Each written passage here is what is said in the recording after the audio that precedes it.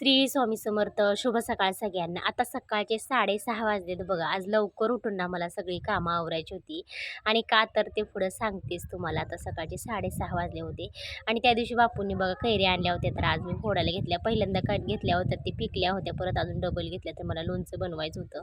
तर एक दिवस पाण्यात टाकून ना हे कैऱ्या सगळ्या फोडायला घेतल्या. आता हे फोडी बघा स्वच्छ पुसून वगैरे सुती कपडे मला सुकवायच्यात आणि लगेच लोणचं बनवायचे.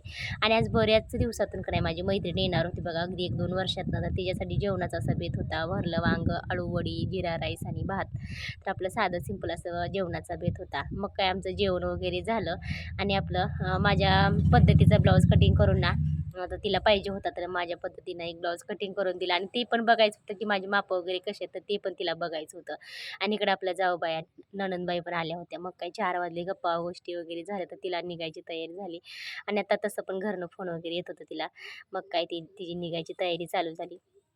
आणि आता 4 वाजले होते बघा. मग काय ती निघून गेली आणि आज मला ना बनवायचं होतं लोणचं. मग ते लोणचं एक दिवस ना कडकडीत उन्हामध्ये मी अशा फोडी वाळवून घेतल्या आणि आपलं एकदम साध्या सोप्या पद्धतीत असं मला बनवायचं होतं ह्यावेळेस लोणचं. मेथीदाणे, मोहरी असं भाजून घेतली बघा छान गवळी-गवळी आणि मिक्सरला पेस्ट करून घेतली.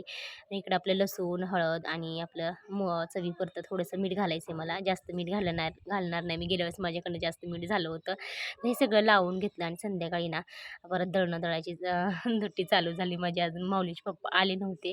मग काय जे काही दळणं आले होते बघा ते दळायला घेतली, गिरण चालू केली.